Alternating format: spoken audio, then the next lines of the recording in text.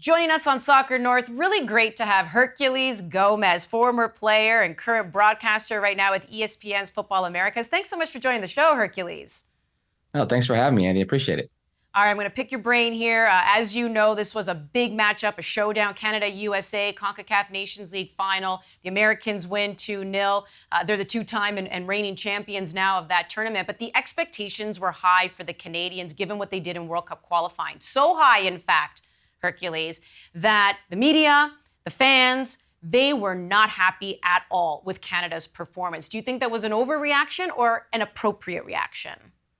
I think it's an appropriate reaction because you can lose. And I think we're all aware that this is sports and, you've got a good chance of winning, just like you have a good chance of losing. Anything can happen, but it's the way you lose. And it's the way that John Herdman set this team up to lose that sort of brought back flashes of the World Cup in Qatar, where you had these high hopes for this great base of Canadian players and how exciting they played and how just calculated they were, ruthlessly calculated in World Cup qualifying. And that wasn't the case. It wasn't the case in the World Cup, and it wasn't the case for the U.S. men's national team. Before, in the past, we saw a John Herdman's Canadian squad that would sit back, allow the U.S. men's national team to have the ball, because they would almost dare him, okay, you think you're so good with the ball, show us how good, and we'll pick you apart in transition in space. They started pressing the U.S. men's national team a bit, and he had some questionable lineup choices. Scott Kennedy in the back for a game of this magnitude was a bold choice, and a choice I don't think paid off. A lot of questionable choices, and in just the way they played. If anything, really, I guess, exemplified this Canadian national team since its World Cup qualifying days was the fearlessness that it had. And it looked shell-shocked. It looked like a team, a shadow of its former self. And I think for fans and for a lot of neutral pundits, I would say, and Canadian pundits, that was hard to digest. It sounds like everything happened in the one final that you just didn't want it to happen in. They're playing in their first final, going for a trophy, right, for the first time in 23 years. And it sounds like you're saying not only did the tactics, Herdman got those wrong, but it also sounds like the players didn't show up. Is that what you feel? It was just that perfect storm of two things happening? Yeah, a little bit of both. I mean, Alphonso Davies is the best player in this region, in CONCACAF. And if you're the best player in this region and you say you're fully fit, well, you can't have Joe Scally putting you in his pocket, a 20-year-old defender like that, putting you in his pocket and handling like that. Now, I understand Alphonso being the best player, you want to take on that responsibility, but it seemed like the more and more he tried, because he tried more and more, the more counterproductive that was. And sometimes you just got to get out of your own head. You've got to allow your teammates to also try to help you. That wasn't the case with Alphonso. Jonathan David, I just mentioned, is the best 9 in CONCACAF. For my money, you can make an arguable case that the second best 9 in CONCACAF is Kyle Larin. Where were they? The touches that you had, Kyle Larin had a few on his left foot. He had a shot come right back to him on the right foot. He missed both of them.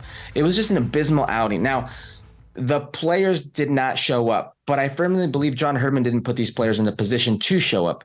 John Herdman's a coach that I've said many times is my favorite coach in CONCACAF. And since the World Cup, he's done nothing but disappoint me. He disappointed me in the way he set the players up after the Belgium game with the comments about Croatia, in the biggest of moments where the true competitors come out, with the true winning teams, those winning mentalities come out. Canada was nowhere to be seen, and that's not a Canadian side we've seen in CONCACAF. Let's talk Alphonso Davies, because he is arguably one of the best in the region. And as we know, too, you can make the argument in the world. He's played in so many different positions now, and it really started at the World Cup. We saw him even change sides and positions in that game against the Americans. Is there a concern that Herdman can't find a spot, the spot for him on the field to set him up for success? My concern isn't that John Herdman can't find a spot for him. My concern is that John Herdman doesn't have the backbone to just leave him as a left back. The reality is he's a good winger, but he's not one of the best in the world. He is one of the best in the world at his position, a left back. And credit to Alphonso for learning that position so quickly, adapting to it, embracing to it, and really taking it on the way he has. But you've made that your own. You can be one of the best players, premier players as a left back in this region. You don't need to go playing the wing position. You don't play the second striker position, the 10 position. Just play what you do day in and day out. And I think that way it allows John Herdman to get more talent on the field. But if you're just trying to accommodate Alphonso to accommodate him because you don't want to upset the best player on your team, well, you're going to have trouble on your hands. Great stuff. Loved having you on the show, Herculez. Really appreciate you taking the time. Appreciate it, Andy. Thanks for having me. If you enjoyed this content, don't miss anything that we're putting out on Soccer North. Be sure to download the CBC Gem app, head to the App Store, and hey, it's free.